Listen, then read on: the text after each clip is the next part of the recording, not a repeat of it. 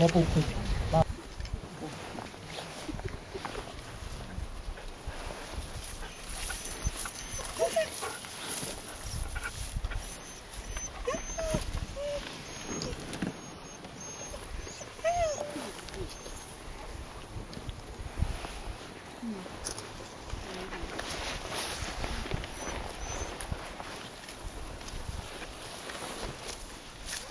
Arvon kansalaiset, kylämiehet ja naiset.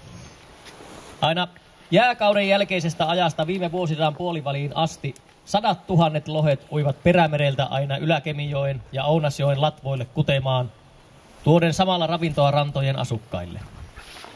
Matkalla lohet nousevat läpi Kemijoen vuolaiden, Taivalkosken, Ossauskosken, Petäjäiskosken, Valajaiskosken, Ounaskosken, Olkka, Kaarre ja Pirttikosken ja Juukosken ohittaen lukemattomat korvat ja karit, etsien sopivia sora- ja hiekkapohjia kutualueikseen. Isot kojamot taistelivat parhaista kutupaikoista, voittajan jäädessä puolustamaan aluettaan ja houkuttelemaan naaraita kutemaan. Matkalla veteen heijastuivat jokea reunustavat jylhät vaarat ja tunturit, paikoin korkeat kallion seinämät tai 10 metrien korkuiset hiekkatörmät. Joen päällä kuhisi hyönteisiä, joiden joukossa parveilivat nyt niin uhanalaiset jokikirjokorennot, tarjoten ravintoa vaelluskaloille ja törmissä pesiville pääskyille. Joessa lohien lisäksi vaelsi ylöspäin meritaimen.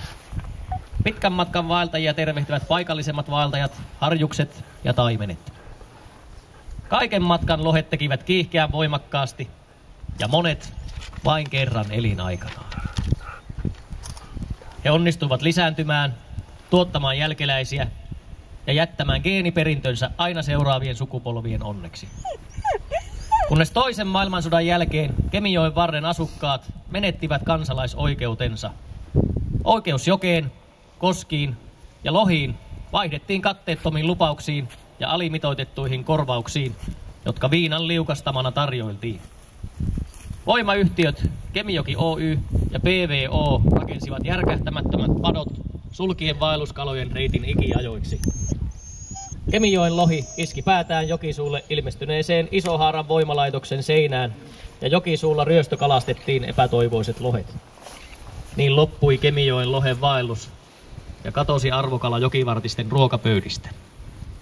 Miehet, jotka aiemmin kokivat lohipatojaan virrassa, käyvät nyt altaalla uistelemassa pullakaloja, eli minkin rehulla kasvatettuja ja jokeen heitettyjä kirjolohia, tai pilkkimässä matikoita, sikäli mikäli juoksutettavissa altaissa ehtii jääkansi muodostua. Kemijoen lohi kuoli sukupuuttoon, edes mätiä ei otettu talteen. Meidän maatamme sanotaan demokratiaksi. Ongelmia ratkaistaessa olemme kaikki tasa-arvoisia lain edessä. Meillä on puhevalta ja myös vastuu ympäristöstämme. Me rakastamme luontoa ja arvostamme sitä puheissamme. Kauniisti soljuvat kansanedustajien sanat luonnosta puhuttaessa, mutta teot jäävät tekemättä. Niin myös monesti meillä kansalaisilla. Kauhistuneina seuraamme luonnonympäristömme muuttuvan ja katoavan. Suremme lohen kuolemista sukupuuttoon, mutta vastaankaan emme uskalla sanoa. Kuitenkin me päätämme itse julkiset asiamme. Ja virheen teemme, jos emme pohdi, keskustele ja tutki ennen kuin toimitaan.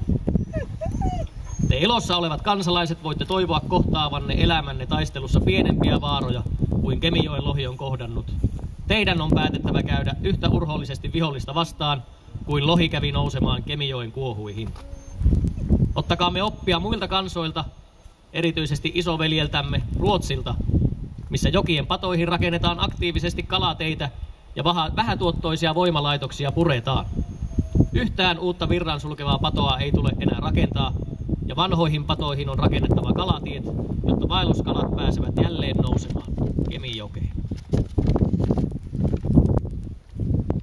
Siunaamme ja varjelemme Siiriniemeä rakentamiselta, sillä jokainen pato vähentää vaelluskalojen elinmahdollisuuksia.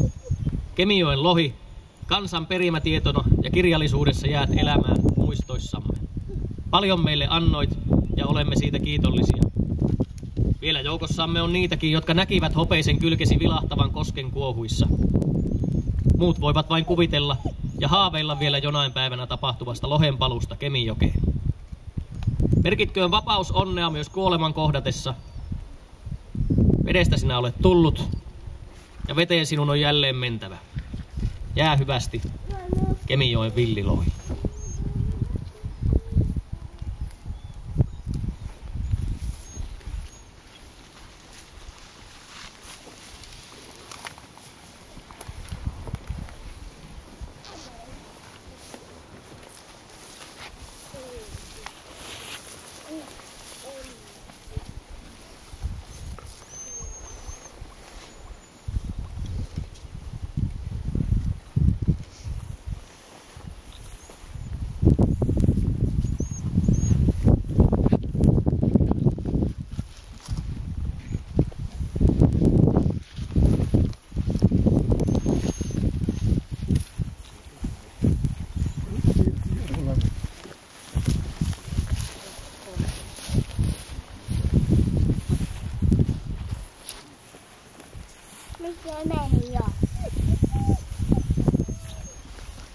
Kansalaisilla on nyt myös mahdollista muistaa kukkalähetyksin ja muiden osanotoin painajaa.